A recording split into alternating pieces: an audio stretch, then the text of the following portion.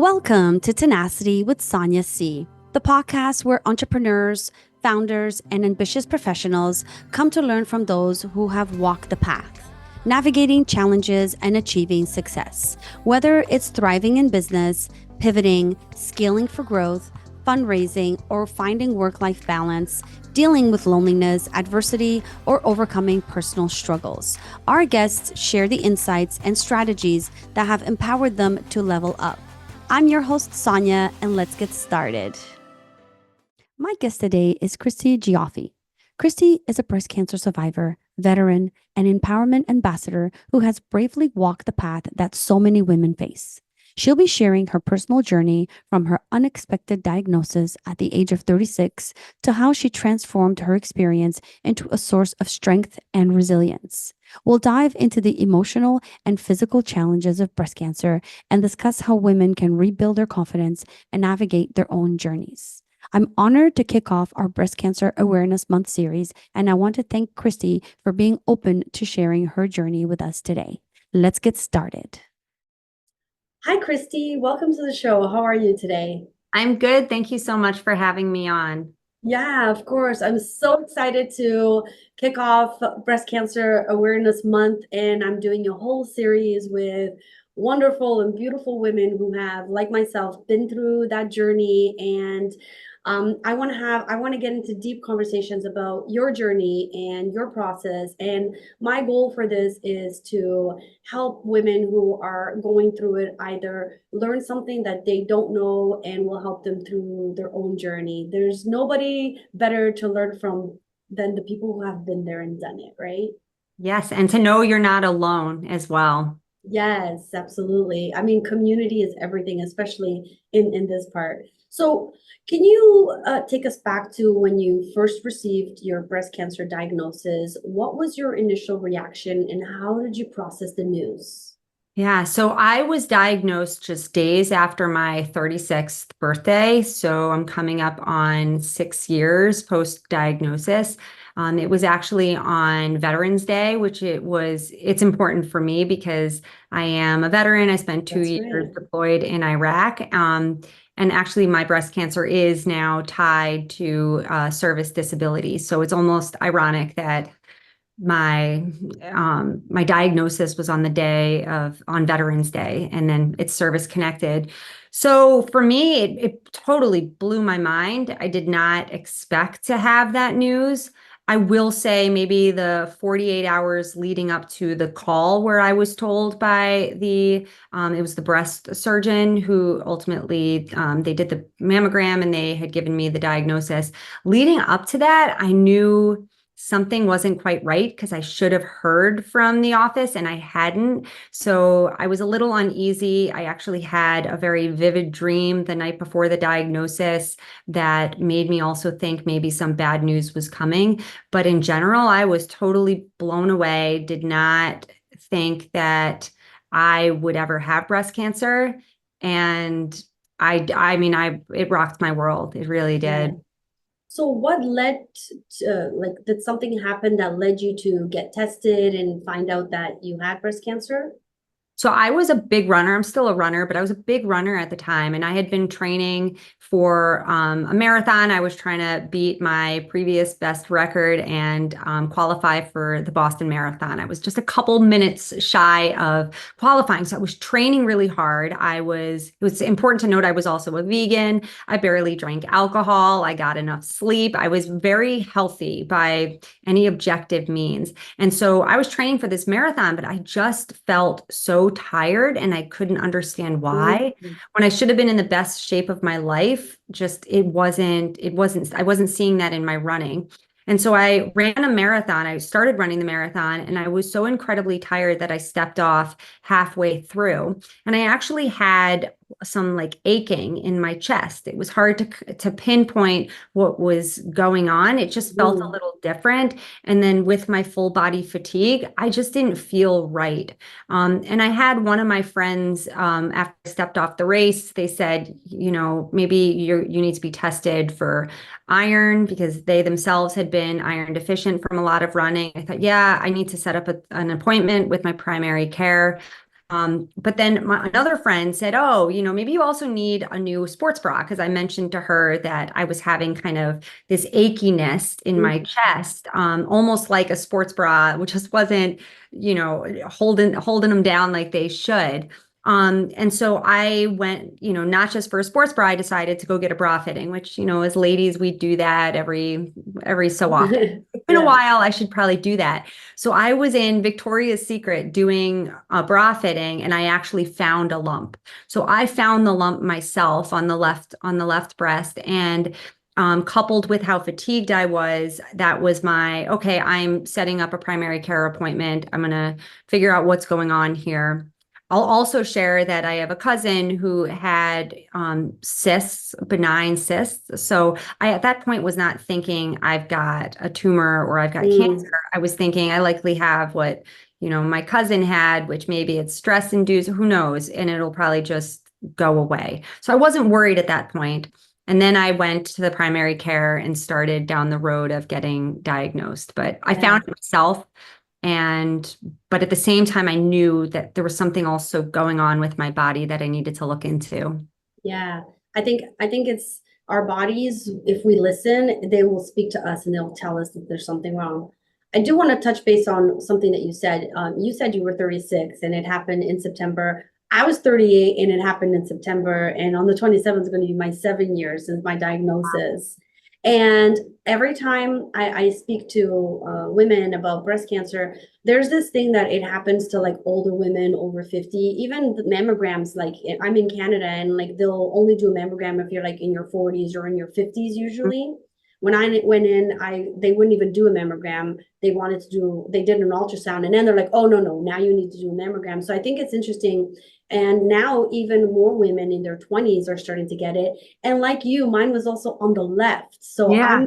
And I also found the lump myself. So we're talking about like women in our 30s finding the lumps ourselves, which speaks to learning how to like check ourselves. Like Mm. it's so important to like know how to do that, and catching it early is really really like good because you can have a lot of there's a lot of ways to treat breast cancer now, and if you catch it early, that's really what's going to save your life, right? Yes, absolutely. And it's so interesting. The more, women I talk to, like you, who've gone through a similar experience, we even if it was a different way of finding and Yeah. somebody else found what our routine exam, it's still there's still so many parallels through what we go through. Yeah. It's really it helps to know you're not alone. It helps to know that this unfortunately is common enough where you can have support to go through it. But it is it doesn't matter your age. I still think it rocks your world. For sure. And like for me, usually they say that cancer is like a silent killer. There's no pain. I found the lump because I had this sharp pain. Mm. And it was sharp enough that it started bothering me enough that I went to check and I'm like, oh crap, there's a lump there, right? So that's sort of like what led to it. So again, I'm going to go back to like listening to our bodies and really like, I think my body had probably told me earlier that something was wrong and I just didn't listen. And it got to the point where it's like, I'm going to make you listen now. So really important to do that. Yeah. Yeah. And Yeah. when I found the lump, I actually had trouble finding it again before my primary care. So Ah, another 3 something weeks before I went to the primary care and she did the exam and I had found it and then it disappeared. And then I found it, I felt it again. And then she was able to find it. And she actually told me she thought it was a fibroadenoma, that, it was benign, most likely, all likelihood. But I should get a mammogram and I should have an ultrasound on that breast. And so mhm. that's what was ordered for me. And then I went down the path, had a mammogram, which was incredibly uncomfortable. Oh my Um, gosh. Honestly, I don't even know. I thought mine was like going to squeeze and pop. Oh my goodness. Yes. Yes. It was like a pancake. I was like, what is going on? And then they tell you don't breathe. And then they've got to walk behind the equipment and they're like, I'm not breathing. I mean, I can't move. I can't breathe. And I'm incredibly uncomfortable right now. I mean, what an experience. And then it's not even confirmatory. This actually the ultrasound for me was they took me into the next room. They said, okay, it's, we can't really tell on the mammogram. We're gonna do the ultrasound as was ordered. And then they did, it was on this, it was close to the surface. And so they thought, yeah, it looks solid. So that's not a good sign. We're gonna need to now do a biopsy. So then they ordered a biopsy, and that was done right before my birthday. So my birthday is actually in November. So I think I found the lump about now, had the appointment in October, then went to the through the rest of the diagnostic measures into early November. So I want to know, like, once you do the biopsy, I mean, once you do a biopsy, something's wrong, right? That's what I sort of figured out. So what was your journey like? Like, did you have to do chemotherapy or radiation? Like, because every woman's journey is different. So can you walk us through, like, obviously you had surgery. What was that like for you? Yeah, so I felt very lucky actually going into my diagnosis. I worked in the pharmaceutical and biotech space. So I'd actually done research for a job I was trying to get 6 months prior to that in the breast cancer space. Oh. I was in marketing, and so, but you still have to understand the different therapeutic areas and the products. So I had done all this research to try to go down the interview path, and I didn't end up getting the job, but I had all this requisite knowledge. And so when I was diagnosed, and I actually worked in the oncology area on different tumor types, for several years at that point, I had connections. So at the time, I lived in Boston. So I had a good friend who was a sales rep for our company that worked and called on Dana-Farber. So I was very lucky in that I felt pretty knowledgeable about what a treatment path could look like. So as I went through, they did the biopsy, they confirmed it was cancer. They had very preliminary information on it. Then they ordered the MRI. During that, I got diagnosed the day before I started a new job.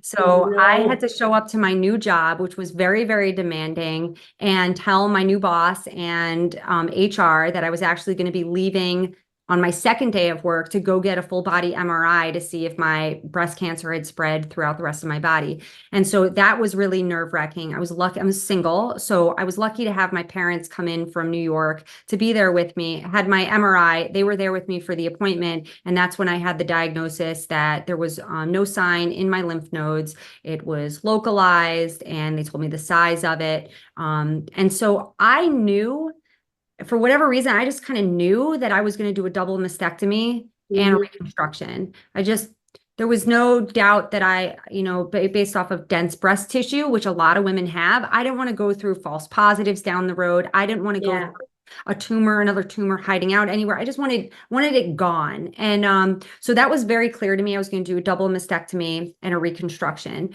However, there are some unknowns in the path, and there are different options based off of what hospital you go to, and even regionally what they tend to do for those types of surgeries. So I spoke with the surgeon, who was the one whose office had diagnosed me, and I also meanwhile found a reconstructive surgeon who was recommended through that network. I was talking with the oncologist that I ended up being a patient for out of Dana-Farber. So I had this whole care team that was coming together. Whether or not I was going to need chemo was dependent, or radiation was going to be dependent on factors that they would uncover during the actual surgery and then after. So I went into the surgery. It was the day after Christmas that I had my surgery. And I went in with the intention of, they're going to do the double mastectomy, remove the existing breast tissue. They are, at the same time, we're going to be testing the lymph nodes on my left side, doing some pathology reports while I was on, under surgery. They would get the reports back during surgery, and then that would dictate whether we could move forward with a reconstruction at that time. Because I had already picked out what size I wanted. I had gone implants. I'd done all of these appointments. I probably had like 100. It felt like 100 appointments in the 6 weeks between diagnosis and surgery. And so I woke up. When I woke up from that surgery, I didn't even know, did I get the implants in or not? Because it could have been a phased approach. So I woke up and I found out that my pathology report for my lymph nodes had come out clear. And that meant that I wasn't going to need radiation because I had had the mastectomy. If I had not had the mastectomy, I probably would have needed some radiation. Then the next steps were to take the tumor pathology and send it off for further testing called the Oncotype DX. I think I said that in the Oncotype DX or some version of those words. And that is a very widely used test to look at the likelihood of recurrence, which Yeah. then is used for a factor on whether or not you need chemo. So it took 2 months, between almost a month and a half between the surgery and finding out the pathology on my actual tumor. And the reason it took so long was there was issues with my insurance company. And so it was delayed, and it was tough to wait for that. It came back. Yeah. And it was borderline of needing chemo or not. And so decided not to do chemo, but I was put on a regimen of Lupron, which is an Okay. injection. So it shut down the ovaries. I was estrogen receptor positive, so ER Okay. positive. So they wanted to suppress the estrogen in my body. They put me on Lupron injections, which and a high dose of Lupron actually, which shut down my ovaries right away. And I was put on tamoxifen. So for 5 years, I came off of it earlier this year. I was on Lupron, tamoxifen, and the tamoxifen switched with letrozole. So it was that was my regimen for 5 years, and very fortunate not to need chemo, and very Yeah. fortunate to have one surgery. Yeah. That. I'm listening to you and I'm like, damn, you only had one surgery. I went through I also did a double mastectomy. I've had 4 surgeries and I still need to have one more. I did do tamoxifen as well, but I didn't do the other thing that you mentioned. Lupron. But the reconstruction process, like I'm listening to you and I'm like, how did you go into your first surgery knowing the size and like going through that whole thing? Like, that's insane to me. Yeah. Oh, I don't, I'm very, very lucky. I have so many, unfortunately, I have so many people in my network that have gone, and some are even going through it right now. And I have an identical twin sister, by the way, who Oh, at the time I was living in Boston and she was in the Virginia area. And she decided 6 months after I had my surgery, because she did genetic testing, and we were negative for all genetic markers, by the way. okay. So it was kind of, why did this happen? How did it happen? And that's maybe for this discussion or later. But she decided to do a double mastectomy and reconstruction as well. And she had 2 surgeries. She had, different body. She had totally different types of surgeries than me. So I think it really depends on where you go and what, the surgeon is comfortable with. Yeah. Because there are risks associated with doing it all in once. I also was only going up a slight size from my natural original size. So there wasn't any, there was no like making them bigger, right? There was no stretching really out that was The happening. tissue expanders. I Yeah. had those for 7 months and they were not fun. Yeah, no, that's great. At least you went through like, it seems like it was a good journey for you.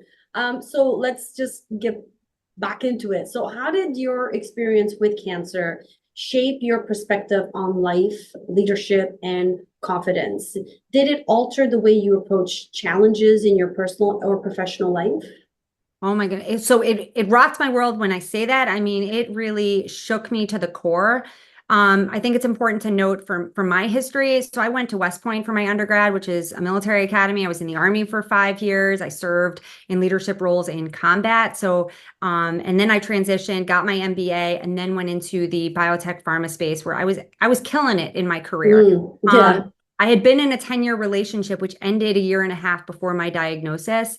So I had, in a 10-year relationship that doesn't work out with any, it's normal to kind of have your confidence shaky, and in some ways you're getting more confident because I was able to leave my relationship that was no longer serving me or him. But then my confidence of getting out there and dating for the first time, and I was 34 at the time, was very, very new, and a whole different growth opportunity. So I had just a year and a half later, right as I was turning 36, stepped into my own. I was running marathons on my own. I was building my confidence back up. I was, dating with confidence, which also meant I was very confident with my physical, self. And to have a diagnosis of breast cancer, and then my physical body, my feminine, parts of me totally change. And of course, I Yeah. elected for that aggressive treatment path, but it really affected my confidence for a bit.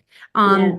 I was fortunate, without TMI, I was fortunate to be dating, one person in particular who was maybe two people over that year at different times that were very accepting of me. And so I learned that men don't really care about the stuff that right, they don't care so much about it. And so I had come into my own after my 10-year relationship ended, to have cancer, to then step down in my confidence, to have to rebuild it back up. And that was very difficult, but I Yeah. found my way in that by also being very selective of who I was letting into my life. Like, Mm. energetically, I want kind people that are not, they're going to treat me well, because I need to treat myself well. And I need that to be reflected in the people I have around me as also. So personally, that was tough, very tough. I'll also say physically, it was, with my surgery, it was painful and I decided I wanted to run. So I pushed myself through discomfort to get to the place where the pain kind of subsided. I had a little bit of scar tissue which lasted maybe for a couple more years. So physically I also had to adjust to it. But Mhm. otherwise I liked what I had. I was very happy with the outcome.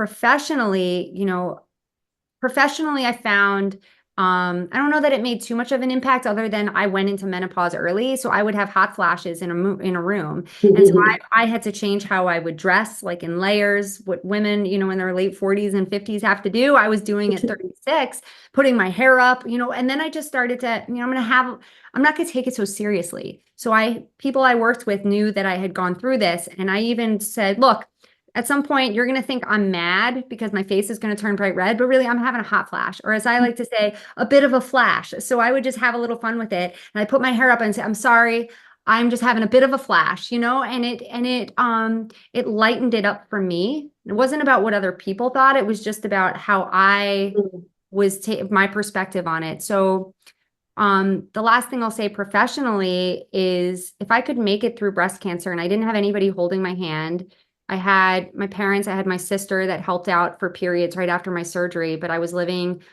on my own, single, in a city that's actually rather cold and hard to make friends in. And I had a couple people that really helped me out at times, but I did it all on my own. And my perspective of who I am and what I can achieve in my own life really changed. Mm. I learned, especially with therapy, that I could use my diagnosis and my experiences as a superpower to Yeah. further develop and grow. Yeah, I love that. I think that's fantastic. I was also single, so I totally can relate to where you're coming from. But it's also nice when you do have, family and people be there for you. But at the same time, I feel like when you go through something like that alone, you kind of build like more character. And you feel Yeah. like if you can get through that, you could probably get through anything, right?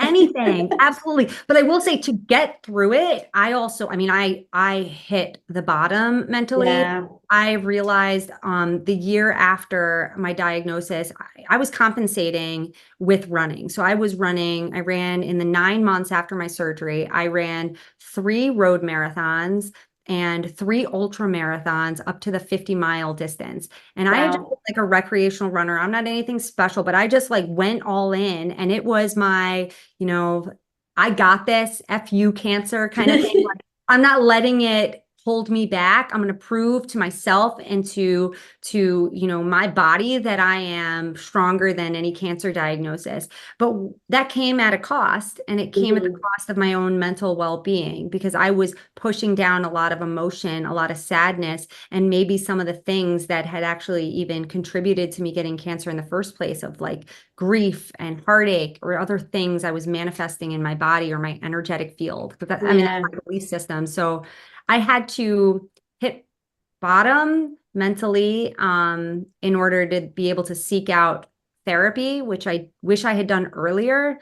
But it was through therapy that I came out of what was a clinical depression diagnosis, Mm. and find my way. And I still use therapy, a trusted therapist, to help me, because it's a way for me to continue to grow and evolve, which is absolutely a focus for me.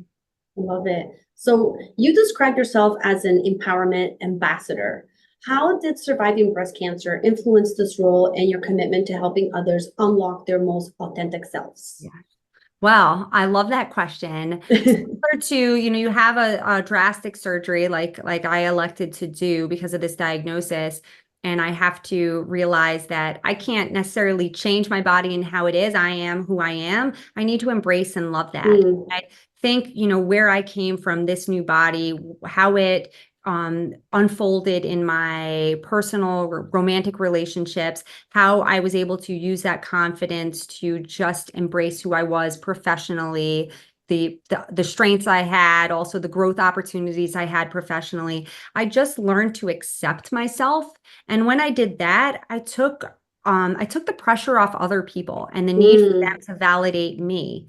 Because again, I didn't need anybody in my journey. Of course, I needed right. a care team, but I needed myself. I held my own hand, and just really appreciating who I am diminished in a good way the pedestal I had put other people on, that where I had been looking for external validation. And so Wow. we look at what a lot of people do in the corporate world is they look for external validation to say, am I a good leader, is based off of what other people think of me. Am I good at my job, is what other people think of me. How I should do something is dependent on how other people are going to perceive what I do.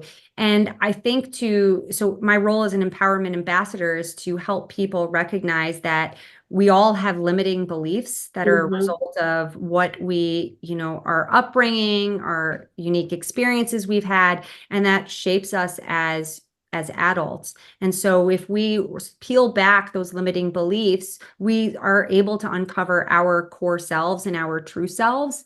And so having breast cancer for me was really just ripping that off, because I was so raw from having it rocking my world, that I was able to, with therapy, with certain support, people in my life, I was able to create a stronger foundation. And so that's what I help people do. I'm passionate about leadership, and I believe leadership is really about you embracing your authentic self, because then you allow other people to show up as their authentic selves, and it creates more diversity of thought and more acceptance of others. And it can be a really beautiful space to work in. So just on what you said, just a thought there, like people talk about this whole authenticity thing all the time. I hear about it all the time. And I get that when you go through something like breast cancer, it sort of changes your perspective. How do you find, like, are people really looking to be authentic, or are people just trying to discover who they are? And is your perception of it different because of your journey? Yes. Well, I think that is such a great question, because I don't know that a lot of people maybe are looking to be authentic, or I don't know. I mean, I guess it's a generality. I think there's a lot of people out there that, and it's how society kind of encourages us to be part of the flock. And Mm-hmm. if you're to be accepted, you kind of have to join groups and communities of others. So we're Yeah. naturally looking for communities that help us feel accepted. But it's when we change who we are, or we adopt other people's values to fit in with that community, that we lose a sense of who we are. Mm-hmm. And I think we're all, guilty of that at some time or another. I know I am. I was in the military. I wore a uniform. I didn't have a real identity. So my journey in uncovering my more authentic self, which, by the way, my authentic self evolves as I grow and I change, and I learn what it is I want to do or be in this lifetime, I'm changing. And but I'm aware of the changes, and it's a conscious effort. So I think that if people do just spend the time to sit and listen to themselves, their inner narrative, what it is, they think and they want, they'll start to be able to peel back what it is coming from pressures of other people or those expectations. So that's my perspective. I think, Mm-hmm. and what the beauty of being authentic is recognizing that your perspective is your perspective and allowing other people to have theirs. Mhm. So I certainly, my work is not for everybody. There are a lot of people that are very happy, where they're at. I I don't know. I think there's a risk with that too, that you Yeah, wake up one day and you're like, what have I done with my life if it's to please other people? What have I really done for me? And I think, yeah. and I've experienced that to some level. I think that can leave you unfulfilled. Anyway, so it's my perspective, but it is Yeah. also part of what I've experienced. No, for sure. And I mean, our conversation is really about like your perception or mine, but all we can do is share, right? So everybody, like I said, look, we've said this a million times, everybody's journey is different. So like when I got my diagnosis, I actually decided to continue working. I didn't take time off. I took like time off for surgeries and dealing with breast cancer. It felt like a part-time job. So I want to hear what you did work-wise, but also I want to hear from you. Like for me, I felt because I continued working, I felt a sense of purpose. I could get up every day and I had something to do and I could focus on that. So my brain wasn't constantly thinking about breast cancer. And I'm not a doctor and I'm not even going to say that I'm right, but I do think that that's why I never got depressed about breast cancer because I had like this massive sense of purpose because I was still working and I was building a tech company at the time. And it was just like I had all this stuff to do. But then on the other spectrum, I realized some women can't do that. But then I meet women that are really depressed and they don't know what to do with their lives. So I want to get your perception on that.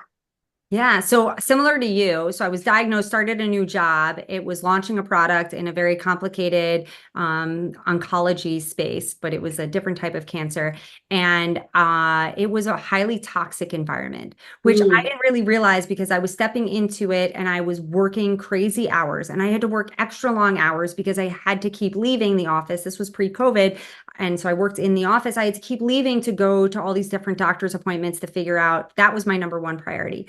mm, Um, and so I was in this toxic work environment where I had to babysit some people. That's the best way to describe it. They were way more senior than me, but they weren't doing their job during normal business hours. So my boss was one of those people, and then someone else that was at her level, I would have to sit in the office. They would want to, for a lack of having like a personal life or home life, I don't know what it was. They didn't want to be home with their families or friends. They wanted to be in the office ordering in dinner and sitting there, and I would have to watch them do the work that I didn't need to sit there and watch them mm, do. And it was like I was on standby to explain things to them. And this happened so many times. So in that 6 weeks leading up to my surgery, I was working crazy hours. I was having to commute an hour each way to work. And then I'd be in the office sometimes till 11 p.m. And this is in Boston when it's super cold and my car is parked way out in the parking lot and there's frost on my windshield and I'm the last car in the parking lot. And like, why am I doing this? So when it was time for my surgery, I took the 2 weeks off which I wasn't even covered in our family, FMLA leave policy that we have because I hadn't even been with the company for 90 days. So I had to take unpaid leave to even take the 2 weeks off. When I came back, during that time, I started to flip my life inside out. I put my house on the market. I decided to move downtown Boston and experience things differently. I just wanted to shake things up. I felt the urge to do something new and be someone new. And so I started on that in the personal side. It took a couple more months in the work side where I realized that I was in such a toxic environment that there was risk to my health. And so it got to a point, there was a catalyst that didn't involve me, but I saw it and I was able to say, this isn't the right work opportunity for me. And I ended up quitting. And so it was a 5.5 month gig that I was there and I just walked away and I found a different job. So for me, yes, work was absolutely a distraction to some extent, but it was also, I worked so much because it was forced upon me.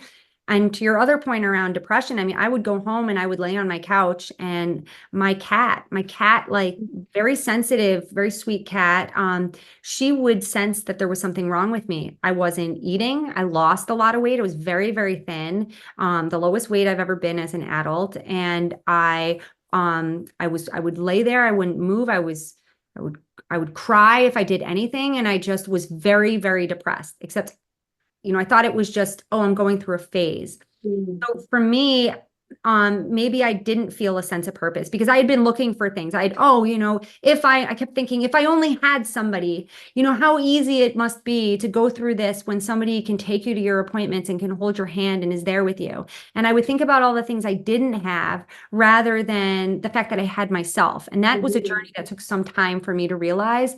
But I was definitely clinically depressed then. And I suppressed it with the running, and then I was ultimately diagnosed 9 months after my surgery. But I was probably depressed well before I even had breast cancer. I look back and I think I was probably a high functioning depressive to some extent.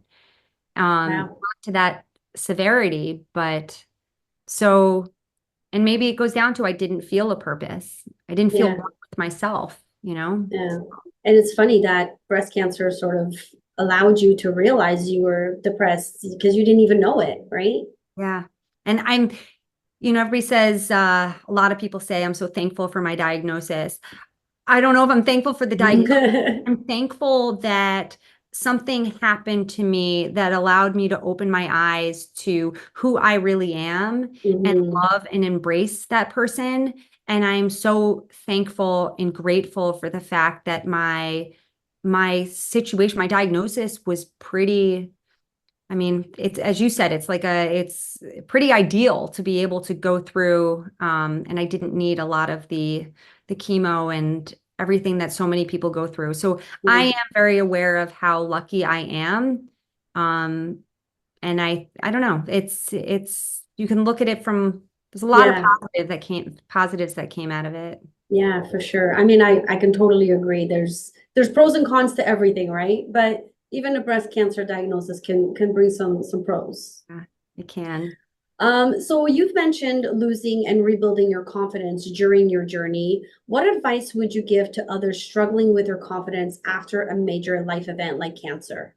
Yeah, I mean, first of all, you've got to seek out the professional support. They're there. They can give you that ear, they can give you the advice and what you need, what you may be looking at a spouse or a partner to be giving you, which isn't Hmm. necessarily fair for them because a lot of that has to do with mental health. So I'm a big, big proponent in finding somebody that is trained, that you Hmm. trust, and it has to be the right fit. And I've been very lucky in being able to find the right people in the different areas that I've lived that I can trust, that understand me, that help push me to continue to better myself. So that's the number one thing that I would recommend. I'd also say give yourself grace. I mean, so Mm. much is going on. Don't be hypercritical, as hard as that is. And if you're finding yourself being hypercritical, it's probably, illuminating that you got something else you've got to work on, right? Yeah. And yeah, I think those are the two biggest things is allow yourself to feel the emotions, to go through it, but then don't dwell in it. Don't sit in Hmm. the lowest part of it.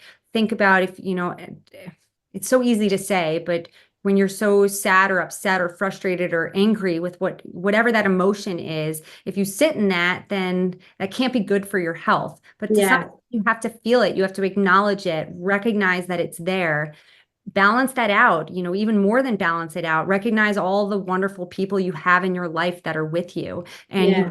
have the now moment. So enjoy the now moment. All we ever have. I am cancer free, but all I have still is the now moment. I don't know what Yeah. happens tomorrow. And so just embracing what you have and being grateful for it in this moment can help you see a little more clearly. So it's incredible how many similarities that Oh my that gosh, I know. yeah. You had 4 surgeries. That's unbelievable. Yeah. Unbelievable. I mean, I probably, if I had known what I know now, I probably wouldn't have gone down that path.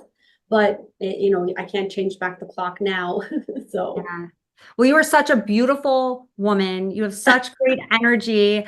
I thank think you're you. fantastic. Are you still single or are I you? am still single, Me yes. too.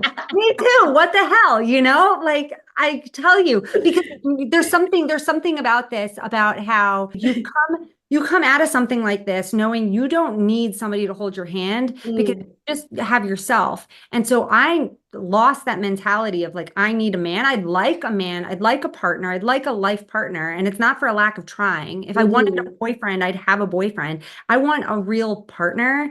And as I've become more secure and confident with who I am, there aren't that many people out there that have that level of confidence and acceptance of themselves. And I gotta sniff it out. Like if they're insecure, I don't. Yeah. But that's such a good point. You know what, too? I'm like, I don't want to be with broken people.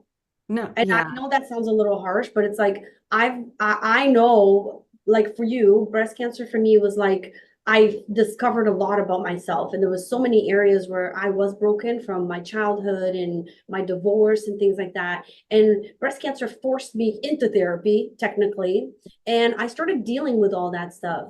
And now, selfishly, I'm at a place in my life where I'm like, I don't want to deal with people that are not willing to grow yeah. themselves and find themselves or come out of their comfort zone and things like that. Oh, I could not agree with you more. Like platonically with friends, I want people that, are accepting of who I am and I'm accepting of who they are. And it's not that we just are, it's the mindset of you are enough. Like, and Mm, I have my dating book back there, which, I hate that phrase, like you are enough. It's not, you are enough, like indicates that you've reached a certain point and you can stop and it's yeah, static versus keep moving forward. And for me, it is, we are humans that are on this journey of growth and evolution. And if you're stopping and you're thinking you're good enough, then you're kind of missing the point, in my opinion. yeah, And so I want a partner that is doing their work, that, we all have baggage, but like, have they tidied up their baggage? Is it neatly put in their suitcase and stowed in the overhead compartment? Or is it just all over the place and they're a hot mess? I don't have time for that.